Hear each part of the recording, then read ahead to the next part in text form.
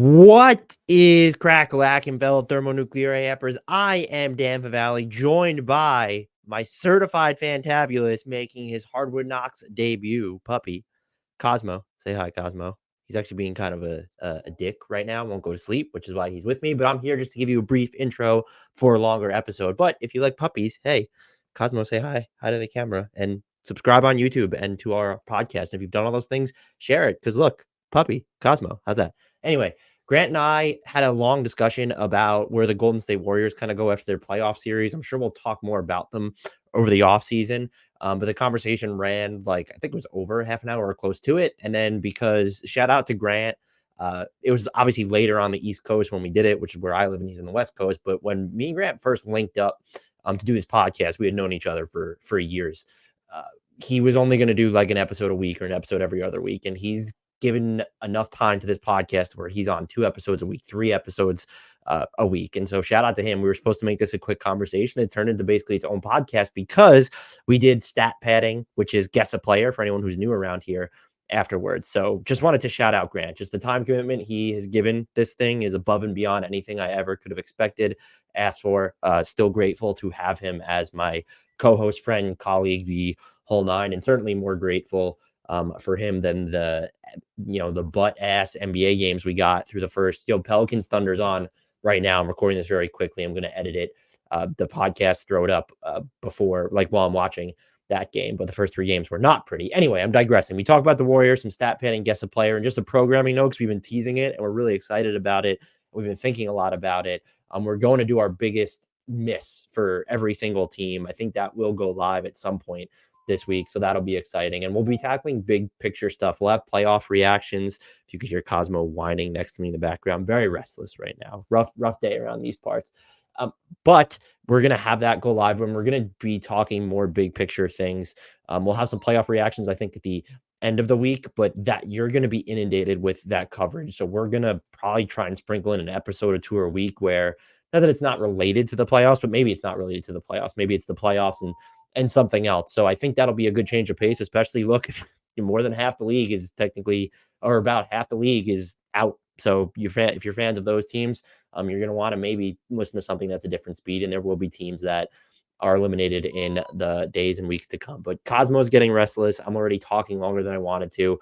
Let's get right into the discussion about the Golden State Warriors with me and Grant. And then, like I promised, there will be guess a player stat padding. It's lots of fun. Please, very, very quickly, again, just subscribe, like the video if you haven't already, comment. The likes and the comments, they really do help the algorithm, as do shares. Email it to yourself. Click on that link, email it to friends, spam accounts, whatever. Really juice up those numbers to help us pop a little bit more on YouTube. We keep getting these comments about how underrated we are. I appreciate them. Let's make us properly rated. So let's help the algorithm love us back across all platforms. If you're on Twitter, retweet the promos on it. Or, like I said, just tell people about us and join our Discord. The link to that's in the podcast and YouTube description. Without further delay, let's talk about where the Golden State Warriors go from here, if anywhere. I want to ask you about the Golden State Warriors, who we'll get into more postmortems and as more teams get eliminated, or we'll do something maybe, because I'm not trying to short shrift any of the other teams have been eliminated so far, but that feels more like an interesting exercise after the first round. However, I tweeted this out and I meant it. I have no idea where the Warriors can, should, or must go from here. And the cold, calculated dynasty is dead route consists of letting Klay Thompson walk, shopping Draymond Green, and then asking Curry whether he wants to be a part of what's next, or does he want to get moved. That's not happening here. There is a human element. You already had Steve Kerr talking about how they need Klay Thompson back, who is still a useful player, just not, he's not Klay Thompson, and he shouldn't be getting minutes over, he probably shouldn't be closing games at the highest level at this point. I think that's kind of fair to say. What confuses me most about the Warriors, and I still just don't have a pulse for what Lacob and just the ownership group is willing to pay for this team, is the Warriors exist in this weird space where you go through them individually and you can like a lot of the players and what they can do on this roster. Chris Paul, Trace Jackson Davis, Brandon Przemski, the list just goes on. Even like the version of Andrew Wiggins you get every 5th night or whatever it is at this point. But they're in this weird space where they're neither barren nor good. Yeah. And so I don't know what that leaves you to do. There's an obligation because I think what makes the Warrior situation truly unique, aside from like the people that just want to claim the dynasty is dead, that Steph Curry might have lost a step. He's still a Yep. tentpole star. And so you are both, you're not just obligated, but you're probably inclined to want to reopen his title window. I don't know how they do that because they do have assets, Pods, Trace Jackson Davis, Kuminga, even Moses Moody. Those are guys that will have interest, and you can trade. It'll be 2 first-round picks and 3 swaps or whatever they'll have this summer. But like, who is the player? Like, who is the guy that or the series of moves that get you back to title contention? And if you can't do that, because I've even thought about like Larry Markkanen's a name I keep coming back to. I expect him to get the renegotiate and extend with Utah, but let's say they don't.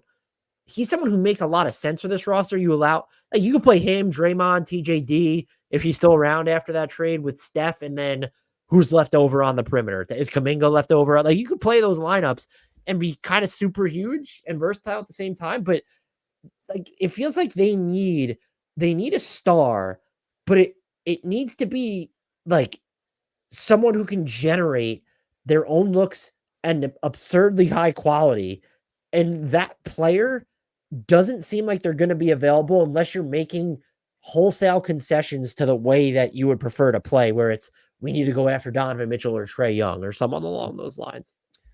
Yeah, I guess like the sense I'm getting from some of the exit interviews, and I guess which is just bolstered by like looking at the cap sheet and looking at where these players are, is that like you don't hear the Warriors talking in terms of like building the next title team.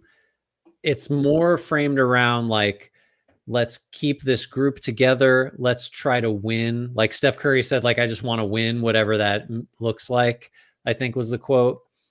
I think the expectations are just lower now.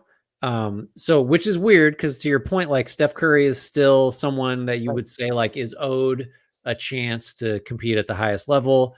And like, while he's not a top 5 guy anymore, you could theoretically build a roster around him where he's still your best player and you are a top tier contender. I mean, at least that was probably true this year. If he continues like just little incremental declines, it maybe is not true next year, for example, when he's like going to be 36, turning 37, right? Like that's just kind of unrealistic. I think, yeah. So I sort of never skew this way. But I don't know who that, I don't think there's a player out there that they can realistically acquire that like, you know, I have does what one you're that I'd talking be about. curious. Things Please. go bad in the playoffs. He's had wandering eyes before. What if they kind of just look, everybody involved is just like, we need each other now again, where it was a luxury last time. Kevin Durant requesting a trade from the Suns. Is that just not enough at this point? I mean, I thought you were going to say Giannis when you started. They just don't have they could no, put everything on the table and they don't have yeah. enough to get, because it's like Kuminga's approaching his next deal. You're probably going to get more like raw draft picks from someone else. Mhm. So Yeah, no, I mean, like, sure, if Durant were to come back, and even if he continues like whatever trajectory he's on as he gets later into his 30s, just like the minutes that go to him versus Clay, who like Clay, you said like, I think he definitely still has value, but he's the type of player now where it's like if you put him in the game and he's not hot right away, he needs to come out. And he can't be someone that like you live or die by. He needs to almost be a luxury, and he's going to need to be paid that way. So it's like I don't know that he's going to be back if that is the case. I also think though that he looks a lot better on another team where it's one, you don't have tattooed to memory what he was. For And sure. two, you have the infrastructure around him to where you don't even need to sniff Yeah. what he was at either end of the floor. To where Right. I know the Magic are a team that's mentioned a bunch, even like the Pistons. Mm-hmm. Like that's not what Clay can still do, looks really good on those teams. It's just that the Warriors, it's not even clinging to the idea of what he was. It's just the fact that they don't have enough to allow him to age and Right. devolve gracefully. Yeah, and I think the first thing you said is the hardest part is like it might be easier for him to age someplace else where they say, you just catch and shoot now. Like that's your job. But with the Warriors, he's got all these like ingrained memories of being so much more involved, and it's just harder to turn that switch off. Like you could tell against the Kings in that playing game, like his first shot was a contested 2 off the dribble where he pump faked a couple times, and it's just like, I've seen this game before. Like this is going to be a bad night if he's like even considering that shot. So if you could, anyway, we're getting kind of too far afield. I think I texted some friends about this, like as the game was before the game was over against the Kings. It was like the problem with the Warriors is they're both cooked and half baked, and it's just like the old guys are too old to do it. The young guys either are never going to be good enough or just certainly aren't ready yet. So it's like you could call it the 2 timelines problem if you want. It's like proof of like this doesn't work, although it did work 2 years ago. Like it's just there's this gulf, right? Where like right in the middle there should be where Andrew Wiggins is like, I got it, guys. And he's just not, because he's in his late 20s and like he's in his, he's not 34 and he's not 22. He's right in the middle. And that's probably the guy you look to trade, I think, if he has positive value at all. Like just because you're not getting. I was wondering if they would use Moses Moody, if you could just ship him and Moses Moody into Toronto's cap space. You probably need to take back a smaller contract like Jalen McDaniels is expiring. Would they consider just getting us and not reach that point because it's, we can still hit threes, and the idea of him defensively makes a ton of sense. I just don't know. Okay, well, what's the odds of him hitting his peak when we also need to play Jonathan Kuminga and TJD and Draymond Green? Don't you think the wisest / most realistic path is to, if you do move off Wiggins, you're not replacing him with someone, and it's like these are Kuminga and Moody's minutes now, for better or worse. Like we're not going to dick around with Moody. Don't you mean Kuminga and anybody but Moody's minutes? No, Moody has to play now. Like we've tried not playing Moody. I think he just has done enough to warrant like you're gonna play every night from now, because like what are we doing? Like, what did Wiggins do this season, like on a consistent basis, to justify like, okay, next year it's going to be different? Like at some point, this is all presuming you can move Wiggins without giving up stuff, which I don't know if that's the case. I think it's the case that you could, but probably, I just don't know. So it's kind of like, I think Chris Paul is probably going to be gone, like just because you got to cut that salary. This team's trying to get like back under the tax potentially to reset the repeaters. Like it's just, I don't know how you do that without making major cuts beyond. And it also makes going out and getting a good enough player that much harder. Right. When the specter of the finances. I just want to throw some names at you to where would you, because it seems like you're kind of, not that you're on board, but you understand them. Well, it's just stand pat, develop the young guys and hope that they're ready to, lead the Warriors into the next era when they're more flexible, have more assets, or cheaper and leaner and can do that stuff. I'm just going to throw some names at you to where you don't have to get into the trade packages, but I'm telling you right now, the Warriors can trade for these players that it could cost everything they have. It could cost, like, sure. Are you saying yes or no? If you forget the other, maybe all of these guys requested a trade to Golden State. Kevin Durant. Yeah. Mikal Bridges. Yeah. Really? Yeah, like just as let's I know we weren't going to get into it, but it's like him instead of Wiggins, or him instead of Wiggins and Moody and Gary Payton II. You're trying to think of like knowing the opportunity cost is going to be some of your last just trade chips, like players and prospects. I thought you would want someone higher end. So I feel like this is gonna get a lot easier. So Larry Markkinen. I like him less actually than either of the previous two guys you named. It's not really an insult when it's Mikal Bridges and Kevin Durant. Right. But I mean, like, I don't want to say no to that. It's like, I don't know. What am I going to say no to in this scenario? I think I'm getting there. Okay. Which is like the fit Trae Young. No. There you got there. Darius Garland. No, just because Steph's going to be there. And I don't know. You can't play those guys together. Giannis. Yeah, of course. That's the one guy I think. Like, if you really wanted like the long shot. You got another one? Yeah. Donovan Mitchell. I got more. I like Mitchell less than everyone you've mentioned other than Trae Young. Fair. Jaylen Brown. Ooh. Yeah. I mean, yeah. Wemby. No, Steph's gonna go play with Wemby. Did you see the odds where if not the Warriors, Steph's most likely next team is the Spurs? Ooh, that makes a lot of sense. Of course, The yeah. Spurs were like a +4 when Wemby and Trey Jones. Imagine just replacing the Trey Jones minutes with Steph. He's a little better. He's still got it. He's still got it on Trey Jones, I think we can say. Okay, Joel Embiid. Oh yeah. Really? That changes everything.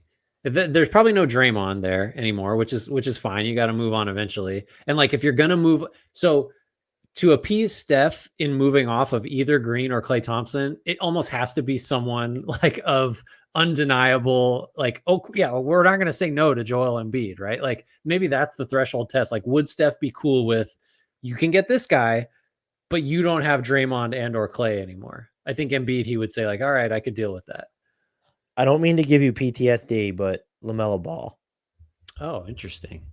I don't hate the fit with Steph, honestly. I don't know how serious of a basketball player he is, though. I guess I'd say, what could I trade him for James Wiseman if we got yeah, get a time machine. Right. Oh boy, yeah, that's sure. I'll take LaMelo. Why not? LeBron. Yeah, I think like so you're open to just like the window's going to be super short and we're going to be fucked at the end of it, but like I'm prying the window back open. Like it's not. I mean, yeah, right. Julius Randle. No, keep him away from my team. Grant has not mentioned. We've been recording with each other for like 4 hours, and he is there. You can name the rooms that you used to record in, and he has not mentioned the name of this room at all. That's because I just noticed it. 900. Why are there 997 reasons why Grant Hughes thinks the Warriors should trade for Julius Randle? That's 997 more reasons than I could think of with a gun to my head, I think. I had a couple more. Okay. Karl-Anthony Towns. I kind of would say no. I don't know what he's getting. Yeah, what he's getting you. I think that's perfectly reasonable. I think that's probably it. Now I'd be like venturing into the realm of, well, they can't. And what if he opts in, Paul George? Yeah, I think that would be, again, it's just like, what if we had someone that was just better than Wiggins? Here's an interesting thought exercise. Paul George can opt in and be traded to you, or you can just flat out trade for Kawhi. I might prefer the Paul George option. I'm not going to lie. I mean, just the health stuff. Yeah, the health stuff again. Yeah, right. It's like, well, if we had this conversation like 2 weeks, well, how long? Kawhi basically hasn't played in April. In mid-March, it'd be like, give me Kawhi, you know. But now that he's hurt again, it's like I can't deal with this. It's too uncertain. Jaren Jackson Jr. That's a fun one. Yeah, as like the Draymond replacement, essentially. Because although you could play those two together. Oh, yeah, that would. What was the? Oh, so my other spicy one is just like if things go to crap in Phoenix, everyone's waiting for Kevin Durant to request out, or maybe he does request out. Devin Booker's kind of sitting there going, like, doesn't Devin Booker have the? I don't know why I think this. Is just like he's been there for like a sneaky long time. He's been through, like, we made the finals with this one group. Now that group is gone. We have this other group. Nothing lasts forever. Like Devin Booker's not going to finish his career in Phoenix. I don't think. That's pretty rare. So he always feels like the next, like not the next contract until like 2050 or whatever it is at this point. He's the next. So the next crop is like, we're already into it, but like Trey and Kat, and then Embiid probably gets back into that conversation pretty soon. And then after that, it'll be like Booker. Well, Jaylen Brown will be probably in the second wave. And then eventually we'll start talking about Devin Booker's next team. So why not now? Luka would be an easy one, right? I just don't think. Yeah. I mean, most of them are easy if I don't know what I have to give up. Like, well, I bet like it cost you everything. Yeah, he costs you everything. Well, Luka certainly does. Embiid certainly does. Yeah, I just like it. If you can get all NBA caliber Jimmy Butler. Nah, I don't think so. All right, yeah, we finally found like one that was like controversial. We were the others. I was expecting there to be more like especially the Lowry Markkanens, Mikal Bridgeses, where it's, you know, like even Jaylen Brown. I wasn't expecting you to say no. I'm using him as an exemplar where it's, well, that dude might make a second All NBA team, so you know he could be one of the 15 to 20 best players in any given season. So I was expecting you to be a little bit more, a little bit more Well, it's hard selective. because it's like they don't the way you framed it correctly. What my where my thoughts are. It's just like they don't have a championship ceiling or a real way to get there that I can see. And so, like, if you're telling me you can add like a really exciting all NBA level guy, like I'm interested because Here, here's one. Zion. oh man, I mean, you are probably still having to give up everything for that. Yeah, I feel like you would have to do it. You do? I just like what if so the only thing the worst case scenario is you make the drastic move and the guy's never healthy. You know? Like and he and Zion is kind of in the Kawhi camp of like even no, more so than Kawhi. I think where you're just like this could all be over tomorrow for the whole season. What also makes this difficult is so basically with every single one of these players, maybe the Warriors would be willing to give up more for them than other teams because of their like a Kevin Durant. In theory, would the Warriors be willing to give up more for Kevin Durant than the Knicks at this point? Maybe, but Maybe. in the Warriors case, they're also in this weird space where it's they have like really what could be a very competitive, real blockbuster trade offer that will also never probably be the single or one of the two best offers that are on the table. Yeah, I mean, it could get if you throw all the picks and Kuminga and like Pajemski and or Jackson Davis, I like just look at it this way. If it's Kuminga pods and 2 first round picks, that's good. But that's is it good. like I don't know if that's OKC can come from the top rope without breaking and sweating?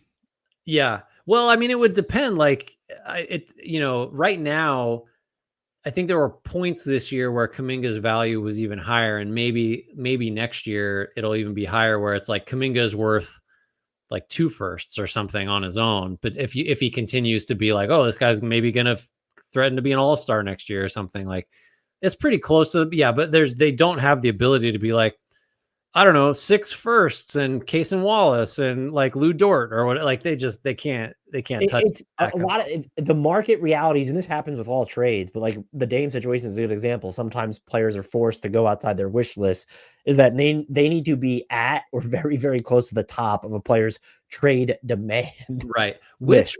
by the way, like hasn't really happened. I don't know that like there aren't, Durant signed and that was a big deal. Do you think it's mostly been because players understand that the Warriors wouldn't have gone after them to be so there's no leverage to be had there, and now it's a little now it's different in the sense that okay, maybe they would go after me, but do I want to be a member of the Warriors? Well, I was kind of angling towards the latter where it's like I still think if you go to Golden State, you're going to play a certain style, and maybe this changes. Maybe this is part of the problem, but like you're going to play this certain style that isn't for everybody. And Draymond's makes it a weird fit, and Steph is always going to be the guy. And like you're never, it's like all the stuff that Durant I think bristled at towards the end. And like it's just certain guys just don't fit, and I think Yeah. that feels like a known thing.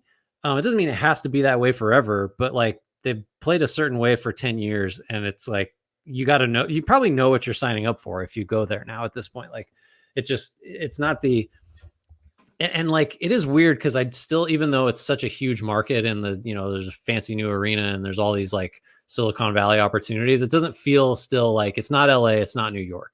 It's still not that viewed quite, or even Houston. Like it's not viewed, or Miami. It's not viewed the same way.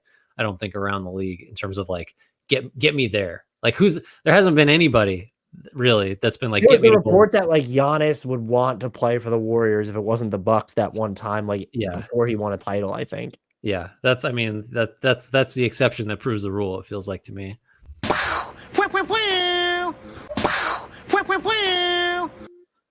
Stat padding, guess a player, Grant. I'll start you off. Are you ready? I think so. This one's from Austin, so just keep that in mind. Clue number 1. I was drafted in 2009 and am currently one of 8 players who are still on an active roster. Hmm. It's really going back to that 2009 draft well, huh? I feel like I never remember who's in the '09 draft. Uh other than Serge Ibaka, who we just did. Okay, go ahead. I'm not going to one shot kill it. Clue 2. I have played for 10 different NBA teams. 10 teams still in the league from '09. I can't remember that draft year. I don't have it. Clue 3, despite my modest 7.5 points, 3.5 rebounds, and 2.1 assists per game for my career, I have netted 82 plus $1 million in total earnings. That's not very much for 15 years. How much do you make, Grant? How much does this podcast pay you? I don't even want to tell you. It's just enough for me to scoff at $80 million. 80 million, 7.5 points a game, 10 teams, 09 draft. I mean, I'm trying. Should it just be who's a pacer that's been all over the league? Yeah, I don't know. I think you'll get it. You have I think 3 more clues left. Clue 4. I am covered from the neck down with tattoos with my son's name across my neck. To celebrate this, one of my former teams had a tattoo night in which fans were given a large temporary tattoo to put on their neck. Huh. Still in the league from 09, a bunch of tattoos. I know you were just thinking about like J.R. Smith and is it James Johnson? That is correct. I didn't get the answer from Austin, but I'm assuming that I know who it is. 5 was I'm a second-degree black belt. Oh, yeah. With champion kickboxing parents. My dad is a 7-time world champ and my mother a 5-time national champ. I actually did not know that. I knew about his black belt. I didn't know about his parents. More recently, I was signed hours after the infamous game ball gate to give my current team a tough enforcer presence. That's right. That was such a fun signing. Like, oh, it's going to be on next game. They got James Johnson. The NBA is so ridiculous thinking back to the game ball gate. Let's see. I'm trying to see if I have one for you. I don't know if I do. I have a ton in the clip from Mike. If you let me just make sure Mike didn't send me one that I have neglected. If you're ready, go ahead while I look. Okay. Clue number 1. I was drafted in the top 10 of the 1999 NBA draft. Top 10, 99. This from Mike? Yep. I like to know who I'm dealing with. It's good that it doesn't seem like you're gonna one-shot kill it. I feel bad, like one-shot killing his because he gives us so many clues. I know. Really, but that makes me really want to do it. I feel so bad being so good at this game. All we know is top 10 and 99. That's the clue. Correct. Dirk. Nope, incorrect. Okay. Clue 2. As a rookie, I backed up Mitch Richmond on a team that would win 29 games. Nick Young. That is incorrect. Was he a 99 draft class member? I think that's too long ago. I was just thinking of Richmond was probably on the Wizards in 99. No, he must have still been on the Kings. Okay, hold on. Who's backing up Mitch Richmond on the Kings top 10? I don't know where Mitch Richmond is at this point. I'm surprised Mitch Richmond is playing in 99, first of all. Okay, what's the next clue? Clue 3. In my second year, I started playing small forward to get more playing time, and as a result, I appeared in 78 games, starting 42. I averaged 18 points, but on a very inefficient shooting split of 43.8 from the field and 27.4% from deep. So it's a 2-3 that can't shoot. Backed up Richmond, wherever Mitch Richmond was at the time. Top 10 pick in 99.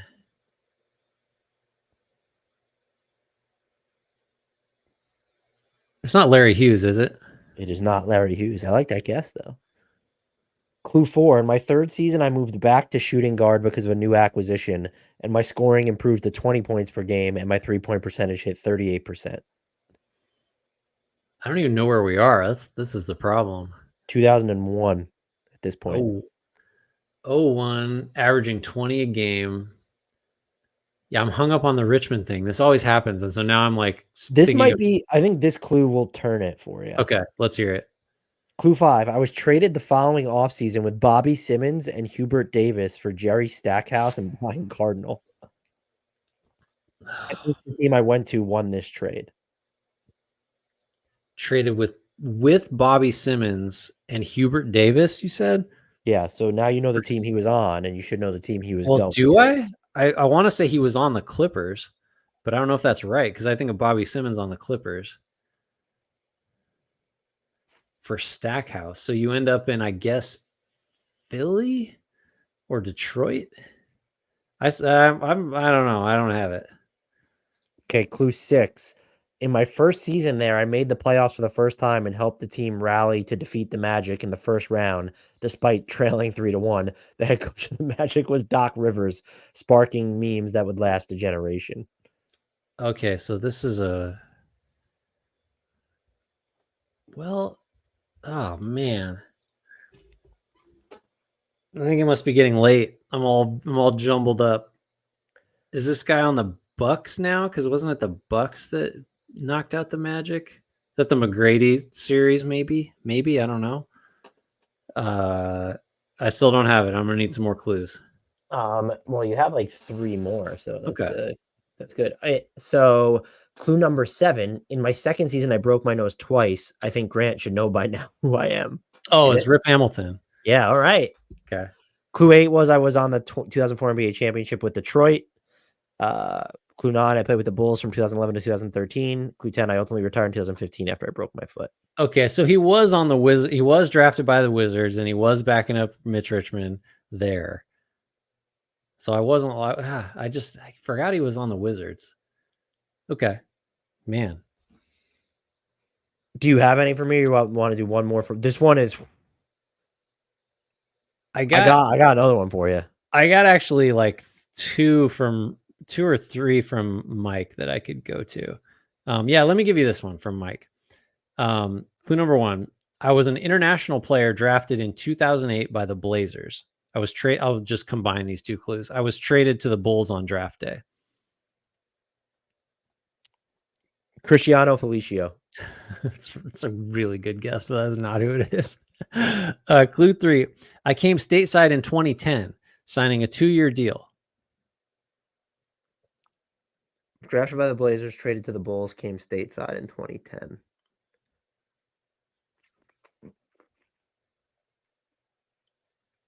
I got nothing. Clue 4. I played in all 82 games as a rookie, working my way up the rotation, but broke my leg in the playoffs.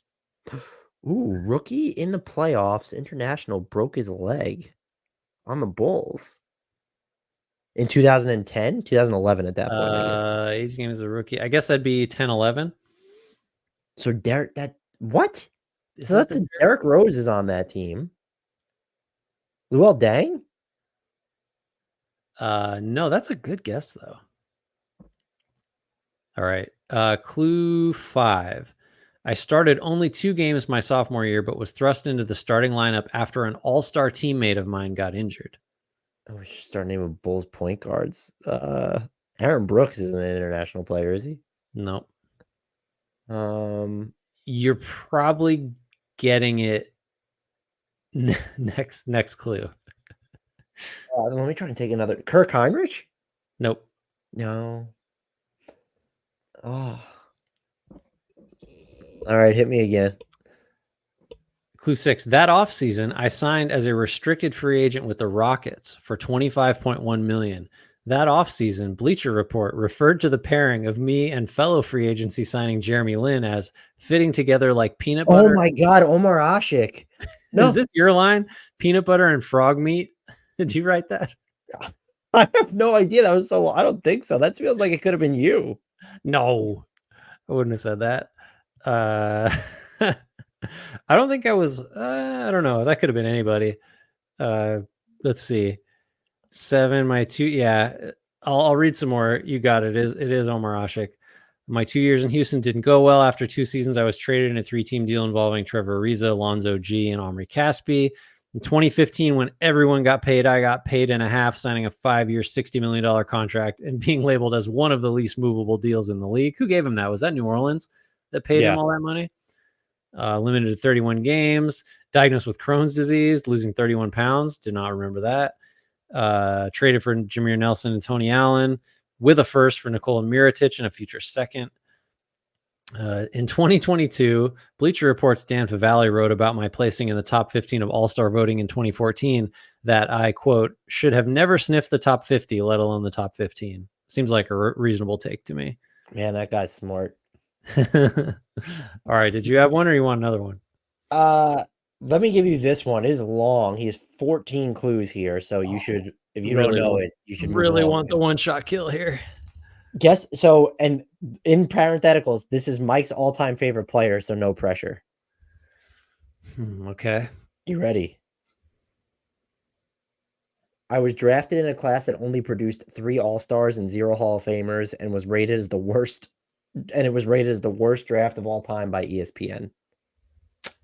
Yeah, I don't have that. Clue 2, fresh off winning a national title and being a second-team All-American, I was taken in the first round.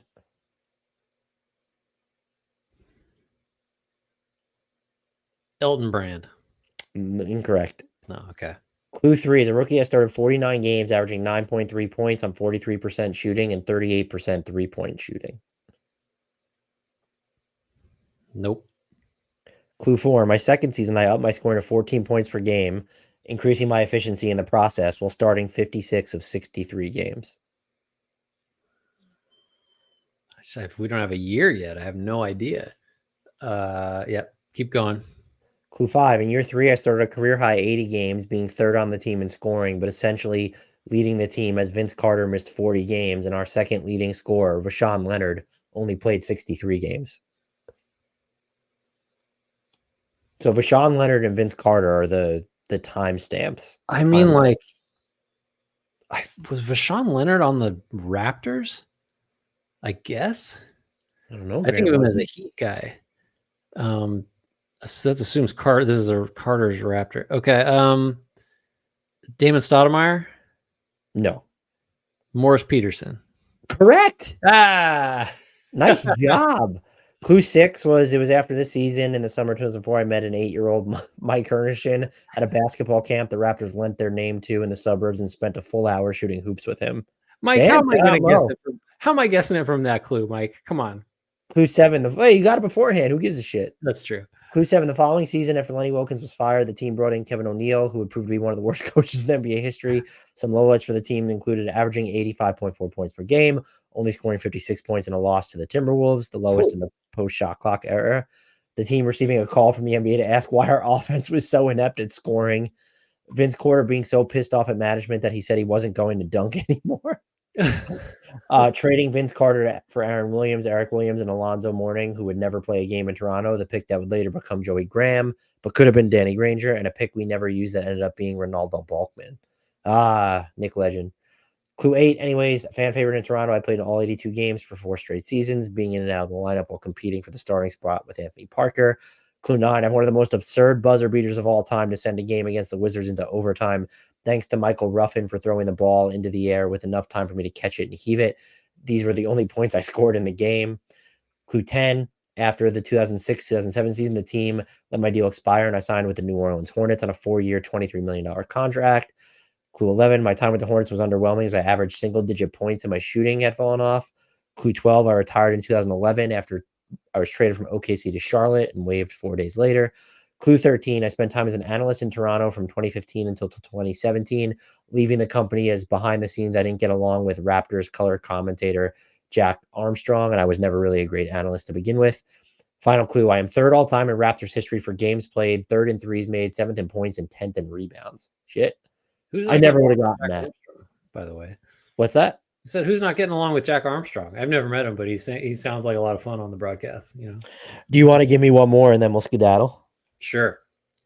All right. This is also from Mike. This is a tough one. Although, actually, I believe in you. Clue number 1. I was drafted 18th overall in 2001. My brother went in the second round in the same draft. 2001. And they had a brother. Did the brother have the same last name? I mean, are we allowed to ask questions? Yes. Yes, it is the same last name. They're actual for real brothers. 2001. All right, so at least we know it's not a Plumlee. I really want to have like a guess, but I'm thinking of brothers and relatives from that era, and I got nothing. 2000 to 2001. All right, keep going. Clue 2, as a rookie, I was a key contributor for a finals contender.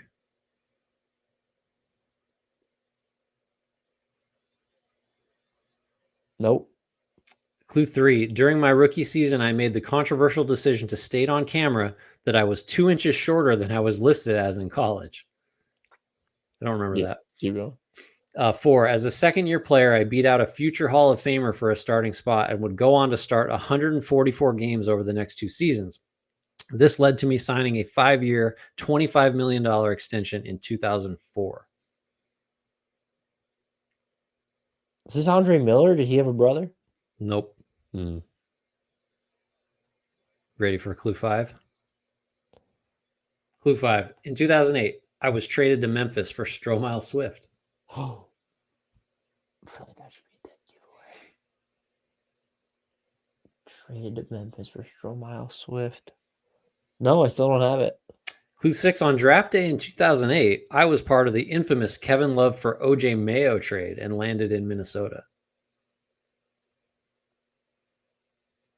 It's not part of the OJ Mayo trade.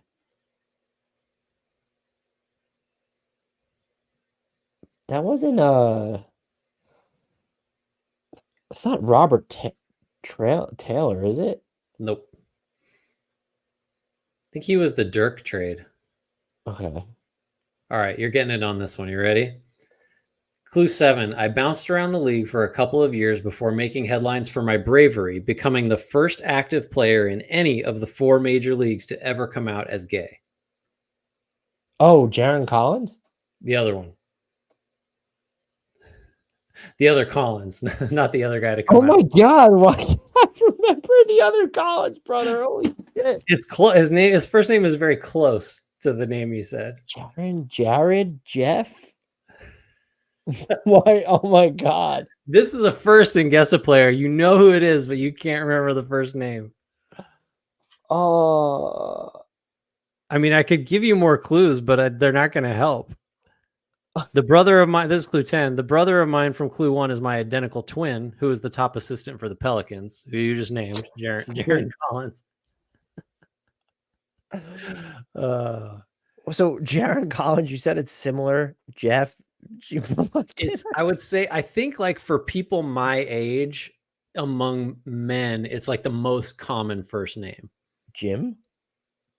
James? Jack? Why? I don't know how long to let you Joe? Like, these aren't even real people. My brain is so. To be fair, it is after 2 in the morning. My time. It's really late. Would you like me to tell you? Because you clearly know who it is. Jordan Collins? Is that no? Jordan? You have the first letter and the last letter correct. What I said, Jaron or Jordan? When you said Jordan and Jaron, for that matter. Awesome. Jaden? Nope. This is such good podcasting where you just. I can't. I don't feel like so mad when you tell me who it is. I don't know how to tell you how Jackson. How common of a name this is. It's like the Michael of like J names.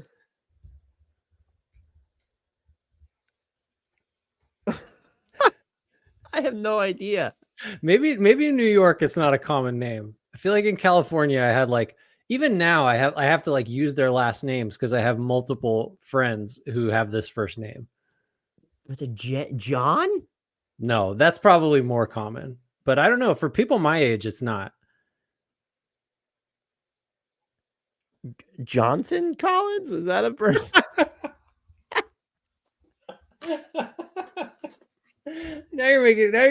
Oh, this is so much fun. You have to let me tell you. Can I tell you? Can I get? So it's J. The first letter is J. The last letter is. So there's got to be like a vowel. You've overthought it by like 1,000,000% at this point. Well, how can I give you clues without giving it away? I mean, I can think of an NBA head coach with this first name. I can think of many, many NBA players with this first name. NBA head coach, Joe Collins? No, not. that's all right. Hold It's on. not Joe. It's not Johnson. It's not Jack. I'm thinking of. I'm running through all the NBA head coaches in my head right now. Oh, I wrote Jason Collins. Oh my god. There it is. There it is. I'm clapping for you off the mic. Oh, that was peak post 2 a.m. It gets rough out here trying to guess things this late. Knowing the lesser known of the two Right. brothers. Yeah, like Jaron has been like more because he was on the Front Warriors facing. Yeah, now, yeah. for a while, but yeah. Hey, you know what? You got it.